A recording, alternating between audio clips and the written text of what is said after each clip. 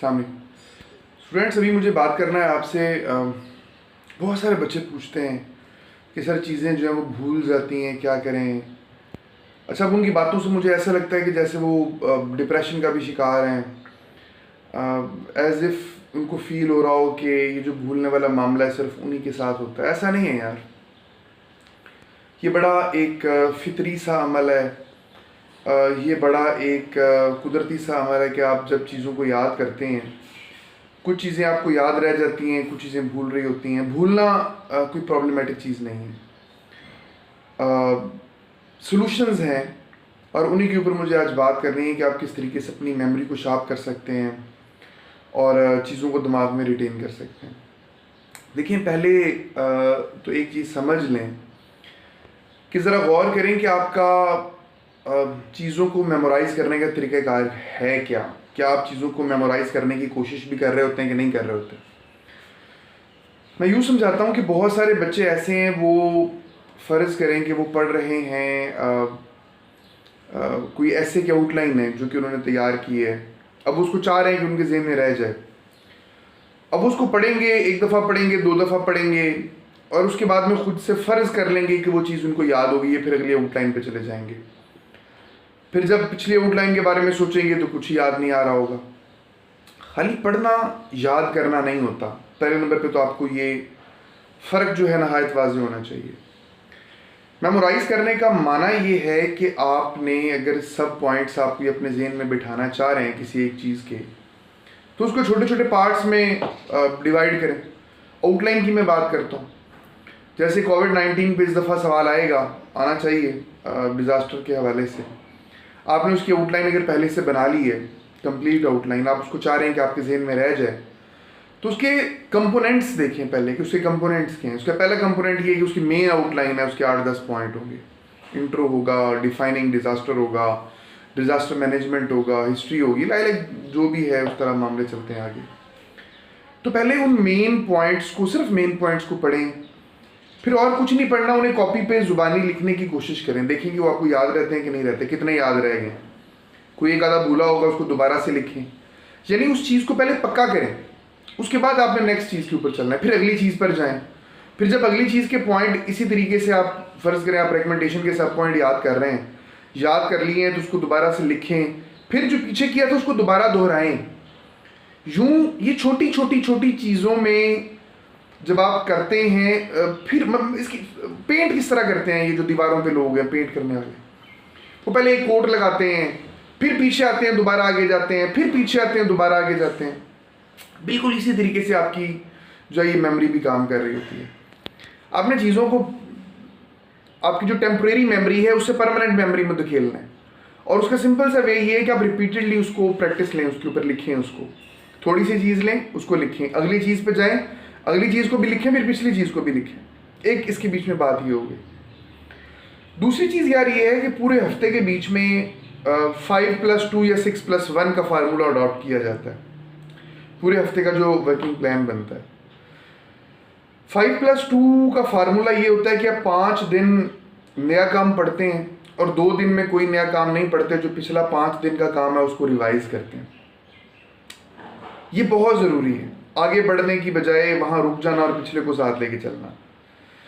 फिर अगला हफ्ता आता है, 5 दिन आप पढ़ते हैं, उसके बाद जो अगले 2 दिन है वो उन 2 दिनों में आप पिछले हफ्ते का भी काम रिवाइज कर रहे होते हैं और इस हफ्ते का भी काम रिवाइज कर रहे होते हैं।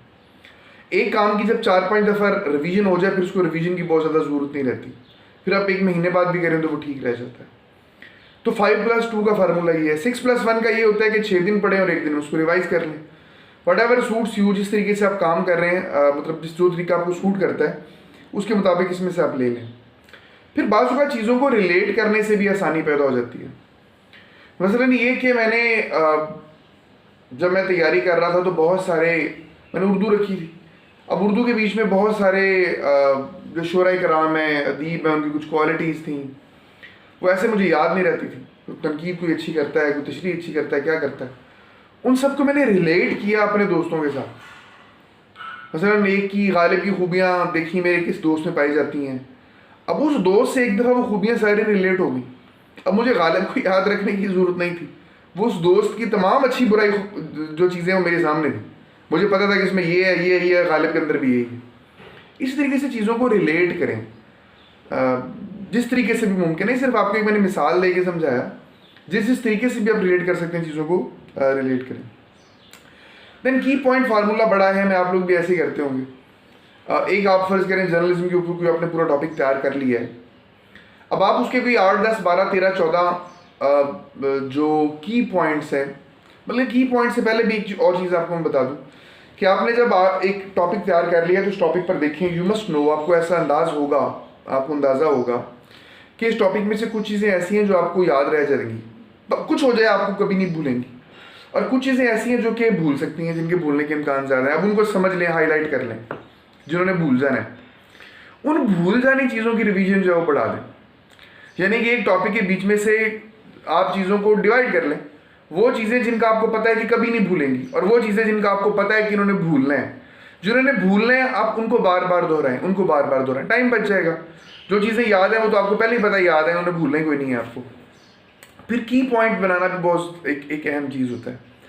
आप एक टॉपिक है, उस टॉपिक में से कि 8-10 की पॉइंट निकाल लें। आधे घंटे का 35 मिनट का आपने टॉपिक तैयार किया है रिटन पार्ट के लिए, किसी भी रिटन CSS के पेपर के लिए, उसमें से वो 8-10 की पॉइंट जो है वो आपके पास एक डायरी के अंदर लिखे हुए हैं, और वो आप उठते बैठते चलते फिरते खाना खाते हुए वो डायरी आपके सामने हो, वो की पॉइंट आप पढ़ लें, ऑटोमेटिकली आपको फील होगा कि वो पूरा वो सवाल आपके दिमाग के सामने से, आपकी नज़र के सामने से गुजर गया। मैं इसकी बड़ी एक अच्छी आपको मिसाल देता हूँ कि